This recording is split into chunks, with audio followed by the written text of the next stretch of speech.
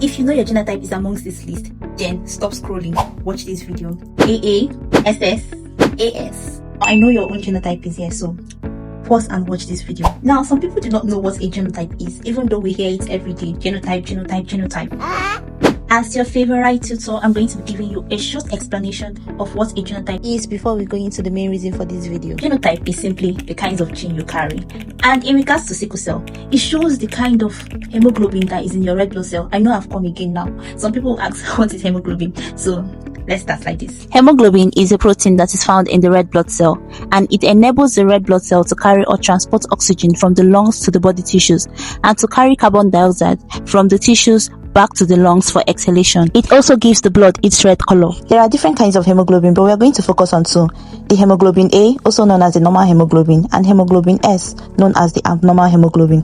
Hemoglobin S is responsible for sickle cell disease. Wow. Sickle cell is hereditary. That means it is passed from the parents to their offsprings, which are like their children. If a person is AA, that means each of the parents donated hemoglobin A and hemoglobin A, making it AA, right? If a person is AS, that means one of the parents donated hemoglobin A and the other parents donated hemoglobin S, which is the abnormal hemoglobin. Stay with me. And when a person is SS, each of the parents donated hemoglobin S and hemoglobin S. Do not forget, hemoglobin S is an abnormal hemoglobin, and that SS is very dangerous.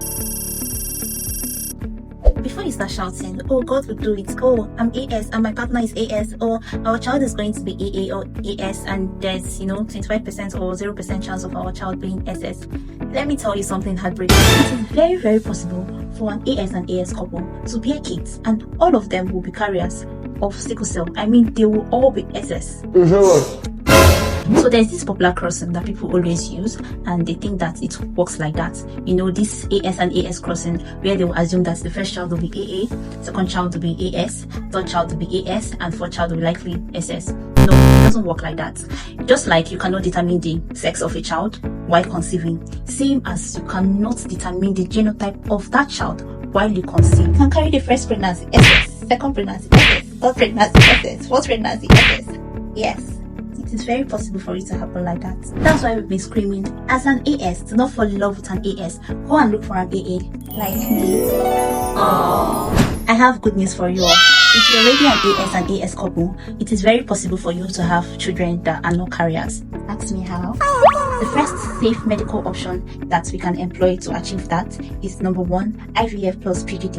PGD stands for pre-implantation genetic diagnosis. So this is how it happens. They will take a sperm from the man and the egg from the woman and fertilize it in the lab. Now, when fertilization occurs, they will test that embryo to check the genotype that the embryo is carrying. Now, if the embryo is carrying SS, obviously it will be discarded. But if the embryo is carrying AA, then they will proceed to implanting the child back into the womb of the mother for the child to grow and be bettered healthy. Second option is prenatal diagnosis. When they get pregnant, they can go to the hospital during the early stage of the pregnancy, and the baby can be tested to check which genotype the baby is carrying. If it is AA, the baby will be left alone.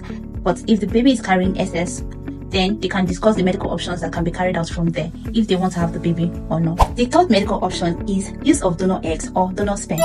Couples who are carriers can decide to reduce the risk of having an SS child by replacing their reproductive cell, either the egg or the sperm, with that of an AA donor. And the fourth option is adoption. Yes, adoption. Couples can decide to adopt a child that is healthy, carrying an AA genotype, instead of trying to bring in a child into the world that will end up being a carrier. So guys, if you are a carrier of sickle cell, either AS or SS, please do well to go and fall in love or have a partner that is AA.